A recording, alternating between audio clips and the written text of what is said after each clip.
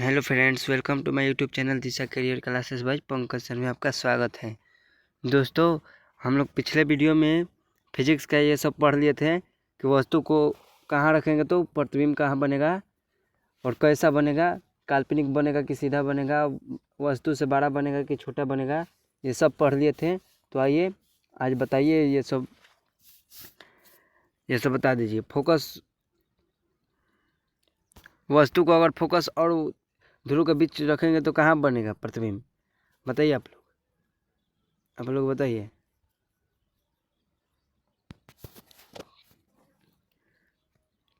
Comment box में जल्दी जल्दी टाइप कीजिए। तो देखिए पहला का जवाब हो जाएगा दर्पण के पीछे काल्पनिक सीधा वस्तु से बड़ा। दूसरा देखिए फोकस पर रखेंगे तो अनंत पर, वास्तविक उल्टा वस्तु से बड़ा। हाल करा देते हैं क्योंकि ये पढ़ा चुके हैं, रिवीजन करा रहे हैं। फोकस और वक्रता केंद्र के बीच रखेंगे तो वक्रता केंद्र और अनंत के बीच वास्तविक उल्टा और वस्तु से बड़ा। वक्रता केंद्र पर रखेंगे तो वक्रता केंद्र पर बनेगा वास्तविक उल्टा और बराबर बनेगा। अब देखिए वक्रता केंद्र और अनंत के बीच रखेंगे तो वक्रता केंद्र और फोकस के बीच बनेगा वास्तविक उल्टा और वस्तु से छोटा। अनंत पर रखेंगे तो फोकस पर वास्तविक उल्टा और वस्तु से बहुत छोटा। और उत्तल दर्पण में देख लीजिए, अनंत पर रखेंगे फोकस पर बनेगा काल्पनिक सीधा, वस्तु से बहुत छोटा बनेगा। अनंत ध्रुव के बीच रखेंगे तो ध्रुव और फोकस के बीच बनेगा काल्पनिक सीधा, वस्तु से छोटा बनेगा। आज हम लोग पढ़ेंगे अवतल दर्पण का उपयोग पढ़ेंगे। अवतल दर्पण आप लोग जानते हैं कैसे बनता है? धंसा हुआ होता है, ऐसे बनते हैं, धंसा हुआ होता है, इसी को अवतल दर्पण कहते हैं। तो आज इनका ही उपयोग पढ़ेंगे। देखिए अवतल दर्पण का उपयोग, हेडिंग है यूज ऑफ कॉन्वेक्स मिरर। अवतल दर्पण का उपयोग निम्नलिखित हैं। आएगा अगर सवाल परीक्षा में कि अवतल दर्पण का 2 उपयोग या 4 उपयोग लिखें तो लिखेंगे अवतल दर्पण का उपयोग निम्नलिखित हैं।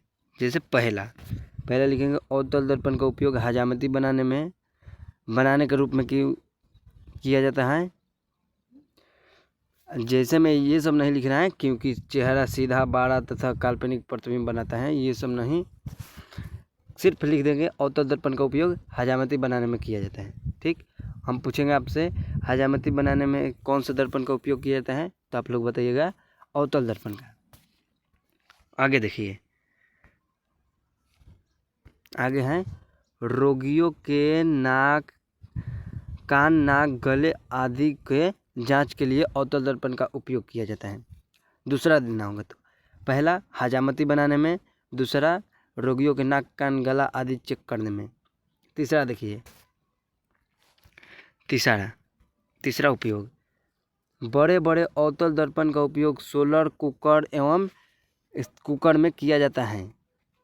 सोलर कुकर में होता है, उसमें दर्पण लगा हुआ होता है, वो प्रकाश को एकत्रित कर देता है ऐसे सूर्य के प्रकाश को, और कुकर पर लगा हुआ होता है और उससे गर्म होकर कुकर सीटी मार देता है और खाना बन जाता है। उसी में इसका उपयोग होता है, सोलर कुकर में। तीसरा क्या लिखिएगा? सोलर कुकर में, इसका उपयोग सोलर कुकर में होता है। यहाँ देखिए सोलर कुकर में, इतने बस, यही सब इम्पोर्टेंट खाली सोलर कुकर में होता है, इतना नहीं लिखना है लैंग्वेज बस।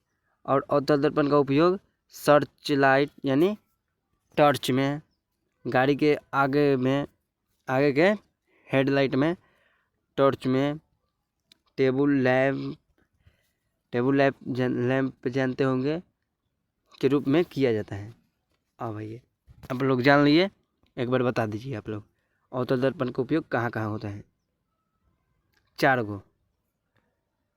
पहला हजामती में,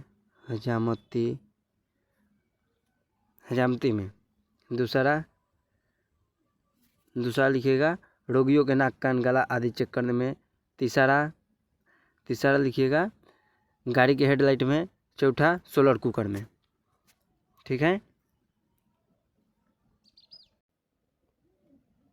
अब देखिए अब उत्तल दर्पण का उपयोग पढ़ेंगे। तो उत्तल दर्पण का उपयोग बताना है। उत्तल दर्पण का उपयोग निम्नलिखित होगा। पहले लिखेंगे, पहला में लिखेंगे इसका उपयोग सड़क के गली स्ट्रीट लाइट में किया जाता है।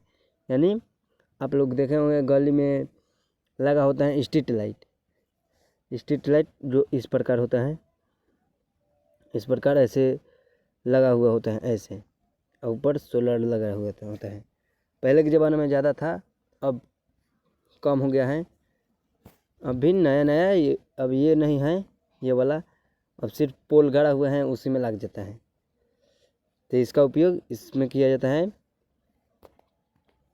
और मोटर कार, ट्रक, बस इत्यादि में उत्तल दर्पण का उपयोग किया जाता है साइड मिरर में। गाड़ी के जो साइड मिरर में जो ये वाला ऐनक होता है दोनों तरफ, और यह गाड़ी होता है, इसमें उत्तल दर्पण का उपयोग किया जाता है क्योंकि छोटा दिखाता है। कोई भी गाड़ी हो उसको छोटा करके दिखाया जाता है, कितना बड़ा हो। बस इसका दो ही उपयोग है। यहाँ पढ़ लीजिए, देखिए किसी वस्तु को हमेशा सीधा प्रतिबिंब बनाता है। सही है, चूँकि वस्तु के तुलना में प्रतिबिंब बहुत छोटा बनता है, इसीलिए इनका उपयोग गाड़ी के साइड मिरर में किया जाता है। ये हो गया। अब आगे देखिए चिन्ह परिपाठी देखिए, इनमें सब ये बताया जाता है।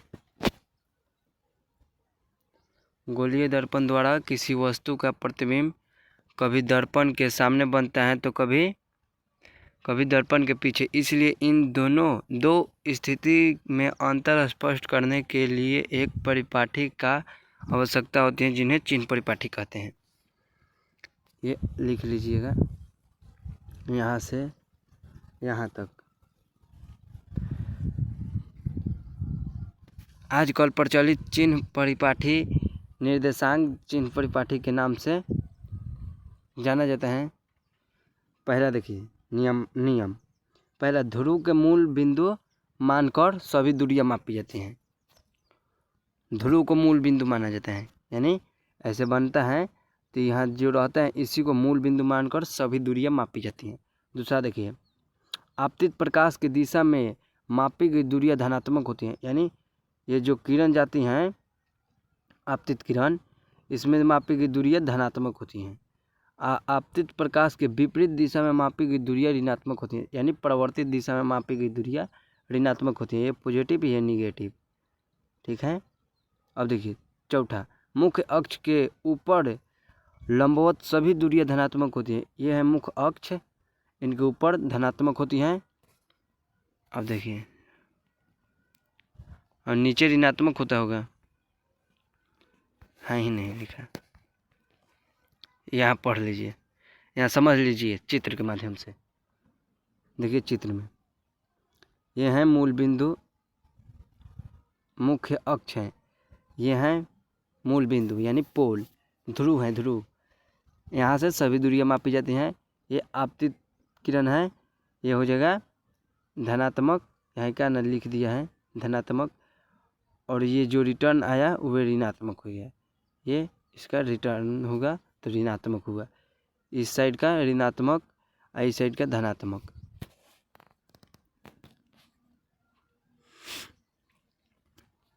यहाँ देखिए ये ऋणात्मक, ये धनात्मक, यहाँ भी ये ध्रुव है, इसके आपतित वाला किरण किधर है, धनात्मक होगा, दाहिना साइड धनात्मक, बायां साइड ऋणात्मक। हमेशा याद रखिएगा दाहिने साइड धनात्मक होता है, बायां साइड ऋणात्मक। बस यही तो दो हैं, दाहिने साइड धनात्मक, बाएं साइड ऋणात्मक। अब ये अवतल दर्पण तथा उत्तल दर्पण का उपयोग, ये अंतर हम लोग पढ़ेंगे अगले वीडियो में, पढ़ेंगे अवतल और उत्तल में अंतर। तब तक के लिए दोस्तों जय हिंद। अगर हमारे यूट्यूब चैनल पर नए हैं तो चैनल को सब्सक्राइब जरूर कर लीजिए दोस्तों। जय हिंद दोस्तों।